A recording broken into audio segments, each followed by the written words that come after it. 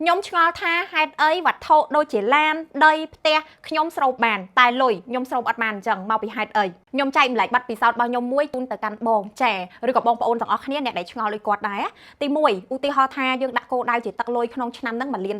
ចាយើងចង់បានលុយ$1 លានប៉ុន្តែនៅក្នុងហ្នឹងបងមានបានបែងចែកចំណាយចាយលុយហ្នឹងអត់ឧទាហរណ៍ថាបាន$1 លានមកយកលុយហ្នឹង50%ទៅដាក់ដើមទុនរស់ស៊ីចានៅសល់មិនទិញដីមួយកន្លែងទិញផ្ទះមួយកន្លែងឬក៏ទិញឡានមួយអញ្ចឹងបើសិនជាគោលដៅរបស់បងជាគោលដៅទឹកលុយប៉ុន្តែយកទឹកលុយហ្នឹងទៅបែងចែកចេញជាគោលដៅទិញរបស់ទិញទ្រព្យឬក៏ទៅចាត់ចែងរឿងលុយកាក់អីផ្សេង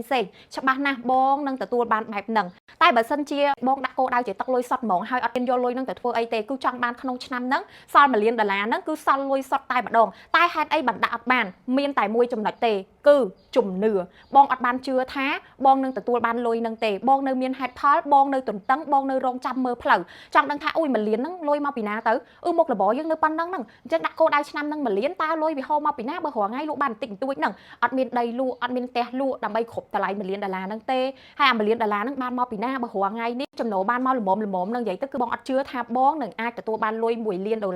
នៅក្នុងចុងឆ្នាំនេះទេអញ្ចឹងសម្រាប់ការអនុវត្តច្បាប់នៃការស្រូបទាញរបស់បងដាក់គោលដៅទិញផ្ទះទិញដីទិញឡានបងជឿបងគិតថាបងស័ក្តិសមនឹងទទួលបានបងជឿថាបងអាចនឹងទទួលបាននិយាយទៅគឺស័ក្តិសមនឹងវាតែសម្រាប់គោលដៅជាទឹកលុយវិញគឺបងបានជឿវាពិតប្រាកដថានឹងបានទេព្រោះច្បាប់ស្រូបទាញធ្វើការទៅតាមជំនឿការជឿរបស់យើងតែយើងជឿហើយអនុសម្បញ្ញៈឬក៏ជីនីរបស់យើងនឹងដាក់ការកំងមួយនោះទៅកាន់ចក្រវាលទៅកាន់ធម្មពលនៃចក្រវាលហើយចក្រវាលក៏បញ្ជូនត្រឡប់មកឲ្យបងវិញដែរតែបើសិនជាបងអត់ជឿទេឬក៏នៅមានខសង្ស័យទន្ទឹងរកផ្លូវចាដូចគ្នាជាមួយនឹងការអត់ជឿនឹងឯងចានិយាយឲ្យងាយយល់ទៅគឺអត់ជឿតែម្ដងចាមិនជឿគឺមិនបាននឹងឯងបងចាយើងអាចកុហកអ្នកដទៃឲ្យគេជឿបានតែយើងអត់អាចកុហកជីនីឬក៏អនុសម្បញ្ញៈយើងបានទេជីនីឬក៏អនុសម្បញ្ញៈរបស់យើងនឹងកំងអ្វីទៅតាមតែយើងប្រាថ្នាពីចក្រវាលលុះត្រាណាតែយើងជឿយ៉ាងពិតប្រាកដអញ្ចឹងធ្វើមិនជឿទៅអ្នកគ្រូ HD ចាប្រូក្រាមរាល់ថ្ងៃខ្ញុំស័ក្តិសមនឹងទទួលបាន$1 លានចាចុងឆ្នាំនេះខ្ញុំទទួលបានលុយ$1 លាននិយាយទៅគឺអនុវត្តច្បាប់ត្រូវទាញឲ្យបានបើសិនជាធ្វើខ្លះអត់ខ្លះជឿខ្លះមិនជឿខ្លះគឺស្មើនឹងអត់នឹងឯងបងចាអញ្ចឹងវីដេអូនេះមានតែប៉ុណ្្នឹងទេបើសិនជាបងប្អូនអ្នកមើលកូនសិស្សអ្នករៀនច្បាប់នៃការស្រូបទាញ